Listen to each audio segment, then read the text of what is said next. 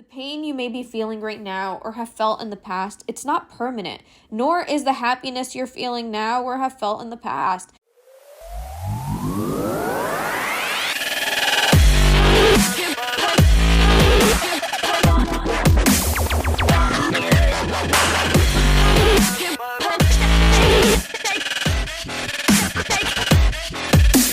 Hello and welcome to another episode of Challenge Your Mindset. I'm your host, Noura, and I remember when I was younger, I watched a video where they were asking kids what they wanted to be when they grew up, and there was a kid who said, I want to be a doctor, an astronaut, an engineer, an actor, and I remember going to a kindergarten graduation, and they were passing the microphone around, and there was this one kid who said they wanted to be a cashier when they grew up, because they wanted to keep all of that money, but little do they know the cashier does not get to keep all that money. But anyways, back to the video. There was one kid who said that they wanted to be happy, and the older I got, the more I understood what that meant. Life is tough on everybody, but there are people in our lives or people that we might come across that just always seem to be happy, and it can be confusing. It seems like they just don't have any problems. They're always smiling. Sometimes it's even frustrating because it just doesn't make any sense. There are people who go through so much grief, and you see them and they look like they're doing pretty good, which good for them, but how can we understand this? How are they happy when their world appears to be on fire? Do they have a better grasp on life? And how can I be like that? So let's try to figure this one out together. How can you better understand yourself so that you can appreciate everything that goes on in your life? How can the little things make you smile when the world seems to be caving in? And that's exactly what we'll be talking about today, how pain is the secret to happiness, after this short break. And we're back. So I'm sure you've heard of dopamine and serotonin. They're known as the happy hormones. Both are neurotransmitters, and dopamine is also a hormone, while some consider serotonin to be a hormone. But for the sake of this podcast, I'm not going to go into the detail on the differences, and I'm just going to refer to both of them as a hormone. Let's talk about dopamine first. So dopamine is released when you're expecting a reward. For example, let's say you ordered some food at a restaurant and you see your waiter or waitress coming over with your food. You get really excited. Your brain releases dopamine and you get all happy because you're anticipating the reward, which in this case is food. When you win first place in a race or when you complete a task, you get a surge of dopamine, and that's what makes you feel happy. Right? Serotonin, on the other hand, is known to decrease depression. So if you have low levels of serotonin, you may have depression. I'm not sure if you noticed this, but when the weather is nice and the sun is shining, your mood is overall much better than on a gloomy day. And that's not a coincidence. When your skin is exposed to sunlight, your body produces vitamin D from cholesterol, which encourages serotonin production and release.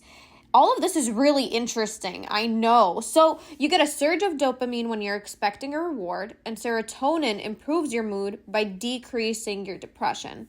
Now, what does this have to do with pain? Well, let's first talk about our personal tendencies. Let's say you start a new activity and you absolutely love it. You love it so much that you want to keep doing it because every time you do it, it makes you feel happier. For example, why are we on our phones so much? Why do we keep scrolling through social media? Well, you started small. You made an account because that's what everybody else was doing. And you know you didn't have to post anything. You just wanted to get a feel for what it was. You realized that as you're scrolling, that there was a lot that you liked. You enjoyed watching those funny videos with the cute little puppies, or a time-lapse video of someone baking, or a synopsis of the latest game. Let's say your body's normal dopamine level is at 10. And I'm making this number up just for the sake of simplicity. And as you're scrolling through your phone, your brain ups the level to 20, the level of dopamine that it gives you to 20 every time you see something that you like. So now you've associated your phone or social media as the object that makes you happy. When you put your phone down, you're back to a 10 and you feel a little less happy. So you go on your phone again to get yourself back to this new baseline of happiness that your phone gives you, which is this dopamine level of 20. Every time you scroll, you get a little surge of dopamine, and therefore it makes you happy. Therefore you want more, and therefore you scroll more, and it's a never-ending cycle. And so in order to hit that initial level of dopamine, You keep scrolling to try to get back to it and surpass it. And that's how an addiction forms. But we're not here to talk about addictions. We're here to understand this ridiculous statement that I made, that pain is the secret to happiness. Well, how does that work? So let's flip the table around for a sec. Let's say you had a good morning. The sun is shining, birds are singing, and you went to work and your coworker bought you some coffee that morning because they had a coupon. And that's a very nice gesture. I would say that would make me very happy, even though I personally don't drink coffee. But let's say in this instance, that I did. Now, let's look at the other hand. Let's say you woke up, you had a fight with a loved one, you stubbed your toe, you didn't have coffee at home that morning, so you went to a local coffee shop, but the line was unusually long, and you were worried that you would miss your meeting, so you decided to go to work without your morning coffee. You're cranky because you got into a fight, you stubbed your toe, and you didn't get your morning coffee. You're upset. But then you get to work, and your coworker had decided to bring you coffee that morning because they had some type of coupon.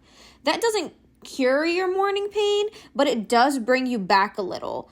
The first cup of coffee and the second cup of coffee are the exact same in both instances. They're both just a cup of coffee, but in the second instance, that coffee makes you so much happier just because of the circumstance, because you had a terrible morning. The first instance probably brought you from like a level 0 to a level 10. The second one brought you from a -10 to a 10. Because you had a fight with a loved one, which caused you some emotional pain, because you stubbed your toe, which caused some physical pain, because you didn't have coffee at home that morning, that caused you some mental pain. You just feel so much better that person, your coworker, brought you coffee and that it's here right now.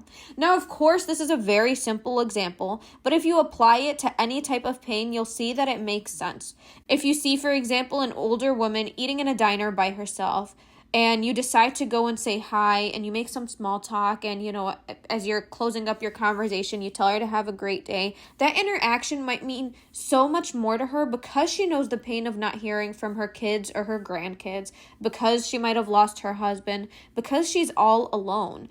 Pain sucks, but it allows you to appreciate love so much more. It makes you so much happier because you understand and have gone through the alternative. When we meet people and they seem to take things for granted, it may just be because they haven't experienced the alternative. They haven't seen a different side of the world. Pain allows us to better understand our blessings and be more grateful and therefore happier to be where we are now despite what's going on. The people that I mentioned earlier, the ones who go about life smiling and always seem to be happy, those are the people that may have gone through the most pain and suffering. And yet a small thing like seeing their coworker or simply taking a walk means so much more to them because of the pain they experienced. They love life that much more because they have gone through so much already. It makes it easier to appreciate the little things in life when you understand that they may be gone at any time. Going through those painful times, those painful experiences makes life so much brighter after. They understand that happiness is a choice. They have seen the darkness and they chose light. The pain you may be feeling right now or have felt in the past, it's not permanent, nor is the happiness you're feeling now or have felt in the past. Don't regret the decisions you've made because of the pain that you've gone through. That pain has allowed you to grow into the person you are today. It's allowed you to better understand the world we live in and appreciate the things that others may not notice. You're stronger because you went through it and hopefully happier because of that experience. For this week's mindset challenge, I want you to have a new outlook on life. If you're feeling blue, go take a walk and get your serotonin going. If you're having a bad day, talk to someone, not about your bad day unless you really want to vent, but about something you enjoy. Notice that shift in your mood and that shift in your energy. Try and get back on your feet. We're warriors. You are a warrior. As much as I'd like to be happy all the time, I wouldn't understand the happiness that I'm feeling without having undergone some pain to get here. And with that, this is all I have for you for this week's episode. Thank you so much for tuning in to another episode of Challenge Your Mindset. Follow this podcast wherever you may cast your pods by hitting that plus button. Go ahead and leave us a rating and review while you're here. You could also follow us on Instagram at Nora Unplugged. That's at Nora Unplugged. Thanks again for tuning in. I hope you have a fabulous day and an even better week, and I will see you next week.